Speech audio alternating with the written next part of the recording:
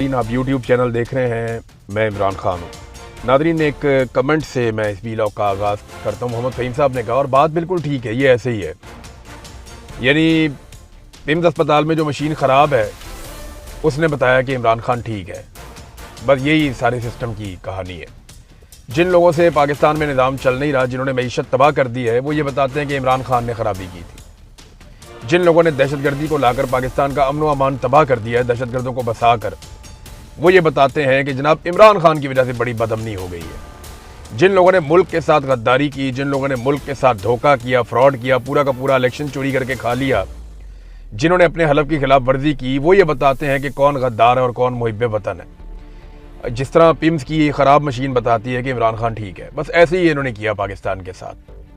यही है असल कहानी एक लाइन में। तो नादरीन, अब बुनेर में बड़ी तादाद में अवाम निकल आई। यानी जहाँ पे सुहेल अफरीदी जा रहे हैं, बड़ा ज़बरदस्त लोग रिस्पॉन्ड कर रहे हैं। लोग गुस्से में हैं, लोग रद्द-ए-अमल दे रहे हैं। मैं आपको एक चीज़ सुनवाता हूँ, ये चीज़ आप ज़रा सुने। सुहेल अफरीदी ना वहाँ पे 50-50, 60-60 अरब के प्रोजेक्ट्स के ऐलानात कर रहा है, और सुहेल अफरीदी के ऐलानात के ऊपर लोगों की तवज्जो कितनी है, ये ज़रा वज़ीर आला के ऐलानात सुने और उसके ऊपर लोगों का रद्द-ए-अमल देखें कि लोग चाहते क्या हैं। यानी 50 अरब का प्रोजेक्ट दे रहा हूँ, 10 अरब का प्रोजेक्ट दे रहा हूँ, 20 अरब का प्रोजेक्ट दे रहा हूँ, फ़र्क ही नहीं पड़ता। यानी यार, नवाज शरीफ साहब जाके कहते थे कुर्बान आप पे 400 अरब कुर्बान, मेरे फलाने शहरियों के ऊपर 200 अरब कुर्बान। नवाज शरीफ के प्रोजेक्ट्स के मुताबिक पाकिस्तान के कम से कम 40 शहरों में इंटरनेशनल एयरपोर्ट्स होने चाहिए थे, क्योंकि जहाँ पे भी नवाज शरीफ जाता था वहाँ मोटरवे और एयरपोर्ट्स लेकर जाता था। तो मोटरवे तो लाहौर इस्लामाबाद वाली बनाई है, या एक इसने नवाज शरीफ ने बनाई है हज़ारा वाली। पाकिस्तान तहरीक इंसाफ के दौर में मुराद सईद ने जितनी मोटरवे बनाई वो नवाज शरीफ की 2 या 3 टर्मों से ज़्यादा मोटरवे बनी हुई थी, और उसके अखराजात भी कम थे, उसकी क्वालिटी भी बेहतर थी। ये फैक्ट्स मैं किसी दिन आपके सामने शेयर करूंगा। ये बिला वजह कहते हैं जनाब मोटरवे नवाज शरीफ ने दी है। वो पहली मोटरवे थी जो बेनज़ीर भुट्टो ने उसको काफ़ी चौड़ी मोटरवे बनाने का ऐलान किया था। नवाज शरीफ ने आके उसकी चौड़ाई कम करके उसका इफ्तिताह कर दिया फटाफट और अपने खाते डाल ली। तो अब ये कहते हैं जी मोटरवेज़ हमने बनाई है। ज़्यादातर मोटरवेज़ नवाज शरीफ के दौर के बाद बनी है, और जो मुश्किल मोटरवेज़ हैं वो नवाज शरीफ के दौर के बाद बनी है। बाकी लोगों ने भी बनाई है, सारा कुछ अपने खाते में नहीं डालना चाहिए। अब नादरीन, ये जरा देखें, सुहेल अफरीदी ने जब लोगों को इतने बड़े बड़े प्रोजेक्ट बताए तो लोगों का रद्द-ए-अमल क्या था, और जब उन्होंने कहा कि इमरान खान को लाना है तो लोगों का रद्द-ए-अमल क्या था, ये जरा सुने आप।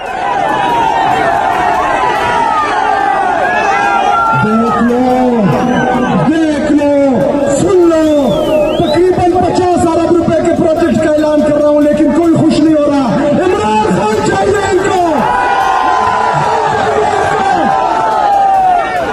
मेरे पाकिस्तानियों। तो ये लोग इमरान खान की आवाज़ सुनने आते हैं जलसे में। वहाँ स्पीकर पे इमरान खान की पुरानी आवाज़ सुनाई जाती है, उसकी तकरीर सुनाई जाती है। लोग वो सुनना चाहते हैं, लोग इमरान खान को देखना चाहते हैं, लोग इमरान खान को वापस लेना चाहते हैं, उसे हासिल करना चाहते हैं। और यही लोगों की अब ख्वाहिश है। आप जो मर्जी लोगों को, आप सोने के प्लेट के अंदर भी लोगों को खाना देंगे ना, तो लोग आपसे कहेंगे जी इमरान खान किधर है। जिन्होंने पूछना है, जिनको शऊर मिल गया, वो आपको यही कहेंगे। हसीना वाजिद ने इकॉनमी ज़बरदस्त कर दी थी अपने मुल्क की, लेकिन लोगों ने कैसे जूते मार के भगाया। इकॉनमी तो वहाँ पे बहुत अच्छी थी। तो पाकिस्तान के अंदर आप इकॉनमी को अगर बेहतर कर भी लें, अव्वल तो आपसे होनी नहीं है, आप नालायक हैं, निकम्मे हैं, आप नहीं कर पाएंगे। ना ये कोई पॉलिटिकल गवर्नमेंट है, ना इनकी कोई अवाम में जड़ें हैं। लेकिन अगर आप इकॉनमी बेहतर भी कर लें तो क्या आप इमरान खान से जान छुड़ा लेंगे? सवाल ही पैदा नहीं होता। आप ये कर ही नहीं पाएंगे। और इकॉनमी ना चलने की वजह से, मैंने आपको कुछ अर्सा पहले कहा था कि 3 फैक्टर्स हैं, इनमें से जब भी 2 इकट्ठे हो गए, पाकिस्तान की मिलिट्री एस्टेब्लिशमेंट हाथ जोड़ लेगी अवाम के सामने, और फिर पाकिस्तानियों को इलेक्शन भी मिल जाएगा, इमरान खान की रिहाई भी हो जाएगी। 3 में से 2 फैक्टर। एक, ये माशी दबाव इतना ज्यादा है कि वो खत्म ही नहीं हो रहा। वो फैक्टर अपनी जगह पे मौजूद है। अब बाकी 2 फैक्टर रह गए थे, उन दोनों में से कोई एक भी एक्टिवेट हो जाए तगड़े तरीके से तो इमरान खान साहब बाहर आ जाएंगे। एक फैक्टर था अवामी दबाव, दूसरा था बैरूनी दबाव। अब ना तो बैरूनी दबाव आ रहा है, ना ही अवामी दबाव आ रहा है। इन दोनों में से एक दबाव भी आ गया तो माशी दबाव इस कदर ज्यादा है कि ये हुकूमत मुकम्मल तौर पे कोलैप्स कर जाएगी, जैसे सिस्टम पहले ही कोलैप्स कर चुका है। तो नाज़रीन, बुनेर में और हंगू में बहुत बड़ी तादाद में लोग निकले हैं। जैसे कि अलीमा खानम को लोग रिस्पॉन्ड कर रहे थे, उससे ज़्यादा अब सुहेल अफरीदी को लोग रिस्पॉन्ड कर रहे हैं, क्योंकि गुज़िश्ता 2-4 दिन में जो कुछ हुआ उसके बाद लोगों का गुस्सा बहुत बढ़ गया है। इसका एक और मतलब आप लीजिए कि कोई गाँव है, देहात है, दूर दराज का इलाका है, कबायली एरिया है, कोई भी जगह है, खबर फौरन पहुंचती है। डिजिटल मीडिया का ये कमाल है और सोशल मीडिया का ये कमाल है कि फौरी तौर पे खबर पाकिस्तान के हर कोने में पहुंचती है। आप खबर को रोक नहीं सकते। वज़ीर आला जब वहां पहुंचा तो उसको माजी की तरह जाके बताना नहीं पड़ा कि ये हो गया वो हो गया इस्लामाबाद में, कुछ नहीं। लोग पहले से ही सारा कुछ जानते हैं और लोग तहरीक बनाने के लिए मुकम्मल तौर पर तैयार हैं। इमरान खान साहब ने बड़े सख्त अहकामात भी जारी किए हुए हैं और वो अहकामात मिल गए हैं सुहेल अफरीदी को भी, जुनैद अकबर को भी, कि इन दोनों की बहुत बड़ी रिस्पॉन्सिबिलिटी है। देखिए, माजी में तो जुनैद अकबर साहब का ये था कि मुझे अली अमीन गंडापुर काम नहीं करने देता या अली अमीन गंडापुर रुकावट है। अब तो वो रुकावट भी नहीं है, तो उन्हें बहुत बड़े पैमाने पे अब काम करना पड़ेगा जुनैद अकबर साहब को भी, और जो सुहेल अफरीदी हैं उनकी तो बहुत बड़ी ड्यूटी है। अब बहुत सारे और जो MNAs इमरान खान साहब के बेनिफिशरीज हैं वो आजकल दिखाई नहीं दे रहे। वो नजर आने चाहिए कि वो स्ट्रीट मूवमेंट कर रहे हैं, लोगों में जा रहे हैं। जो पुराने MNAs हैं, MPAs हैं, पाकिस्तान तहरीक इंसाफ के बड़े बड़े बेनिफिशरीज हैं। पंजाब के अंदर भी मूवमेंट नजर नहीं आ रही। आपको याद होगा जब ये 2024 का इलेक्शन हो रहा था तो पंजाब में भी उम्मीदवार निकल आए थे, खैबर पख्तूनख्वा में भी निकल आए थे, चोरी चोरी कैंपेन्स कर रहे थे, वीडियोस भिजवा रहे थे सोशल मीडिया को, हमारी वीडियोस चलाएं। सोशल मीडिया से प्रोजेक्शन मांग रहे थे कि हमारी एक्टिविटीज़ को दिखाया जाए, बताएं लोगों को, हमें ज़्यादा से ज़्यादा प्रमोट करें। लेकिन वो सारे लोग कहाँ गए? देखिए ना, अपना इलेक्शन लड़ने के लिए उन्होंने दिन रात एक कर दिया था, पूरा जोर लगा दिया था। 2024 में हर तरह का उन्होंने खतरा लिया था, उस वक्त फस्तायत बहुत ज़्यादा थी, लेकिन आज वो लोग दिखाई नहीं देते।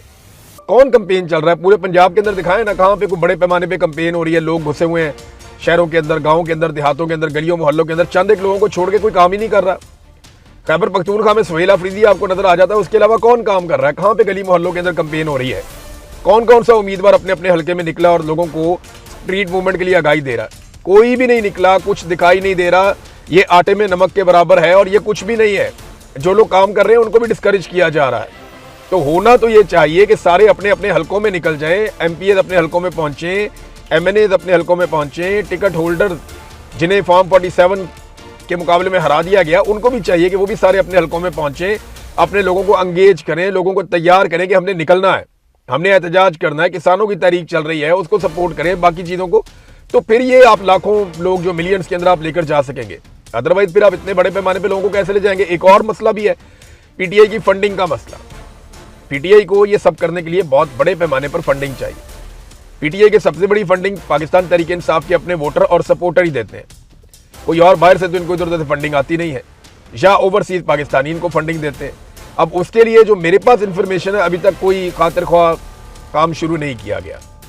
यानी स्ट्रीट मूवमेंट के नाम पे ये एक्टिविटीज़ तो हो रही हैं, लेकिन जो इनको खर्चा चाहिए होगा, जो इनको पैसा चाहिए होगा, अगर आपने बहुत बड़े पैमाने पर आप मिलियंस लोगों को अगर लेकर जाना चाहते हैं इस्लामाबाद, तो आपका रोज़ाना का खर्चा जो है वो लगभग 10 करोड़ 20 करोड़ तक का आपका खर्चा, या हो सकता है इससे ऊपर नीचे आपका खर्चा हो।